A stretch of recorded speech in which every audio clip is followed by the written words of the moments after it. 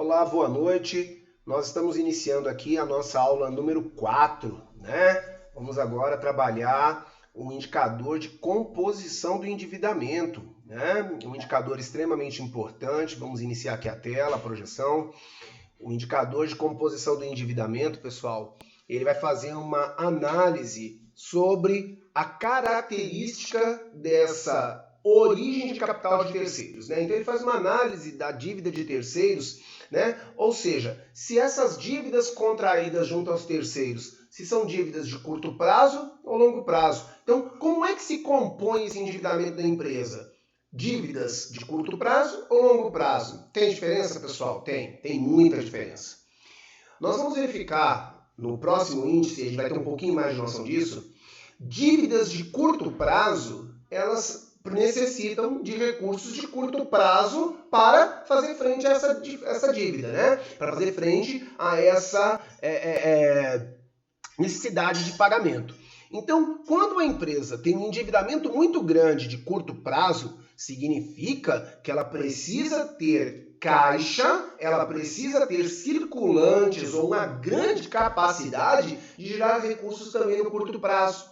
Nós vamos verificar que esse indicador está muito atrelado ao indicador de liquidez corrente, tá? Mas nesse primeiro momento aqui, vamos entender como funciona, vamos entender como é que se dá essa análise, tá? Então, o indicador de composição de terceiro, composição do endividamento, perdão, você vai fazê-lo de que forma? Você vai pegar o valor do passivo circulante e vai dividir pelo capital de terceiros. Que capital de terceiros, pessoal? Aquele que você acabou de calcular. O que era capital de terceiros mesmo? Vamos relembrar? Capital de terceiros era igual a soma do passivo circulante mais o passivo não circulante, ok? Então você soma os dois, né? Pega o passivo circulante, divide pelo capital de terceiros e multiplica pelo 100. A lógica é a mesma do outro, né?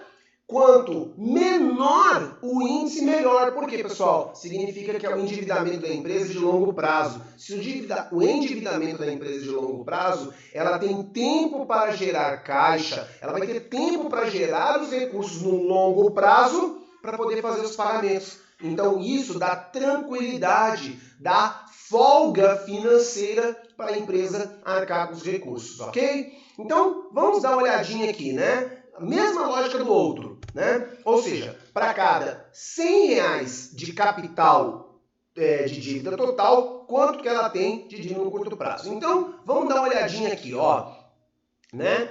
A empresa aqui no primeiro ano, ela tinha 830 mil de dívidas de passivo circulante, 1.550.000 de capital de terceiros. No segundo ano, ela tem 920 mil de circulante, 2.320 de capital de terceiros. Muito bem, como é que ela vai fazer então com isso, pessoal? Você faz aqui então a divisão de um pelo outro, né? Igual eu falo, vocês estão vendo aqui, fez a divisão, multiplica por 100, aqui deu 53,52% e no segundo ano deu 39,67%. Para cada R$100 de endividamento dessa empresa, ela tinha, cada R$100 de endividamento total, 53% estava no curto prazo no primeiro ano e 39,6%, né, arredondando aqui, 39,7% no segundo ano. O que isso quer dizer? Que a situação da empresa melhorou. Por que melhorou, professor? Porque como a gente pode reparar aqui de cara no indicador, né, o que aconteceu com ela, pessoal? A dívida dela de curto prazo, o índice diminuiu, ele está menor. E os indicadores de estrutura de capital, nós vimos na aula anterior, que quanto menor, melhor. Ok? Então esse índice caiu. Então, pessoal, no primeiro momento, olha só, mais de metade da dívida da empresa, né, do endividamento total dela, era de curto prazo. Ela conseguiu reduzir esse número aqui para aproximadamente 40%. Então, isso é uma situação muito boa. Por quê, pessoal? Significa que ela está conseguindo ter folga financeira para fazer frente, né? Folga financeira para tomar melhores decisões, para poder amadurecer os investimentos ali em imobilizado, intangível. Ela está tendo tranquilidade para gerar caixas no curto prazo para fazer frente a essas dívidas, tá certo? Aí os indicadores de liquidez depois vai nos mostrar outros fatores, se ela tem capacidade de efetuar esses pagamentos e tudo mais. Mas aqui nesse momento, a gente verifica que o indicador dela é muito bom. Esse indicador dela mostra que a dívida da empresa agora está mudando.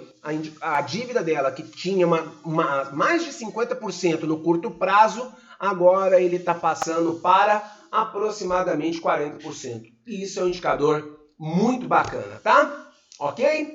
Próximo indicador, imobilização do patrimônio líquido. Mas esse nós vamos ver no nosso próximo vídeo da próxima aula. Ok, pessoal? Forte abraço, continua acompanhando, revisita seu vídeo, vamos ver o material do lado A, vamos ver os exercícios, mas a gente vai se aprimorando e vamos ficar craque nesse assunto, tá bom? Até mais, uma boa noite.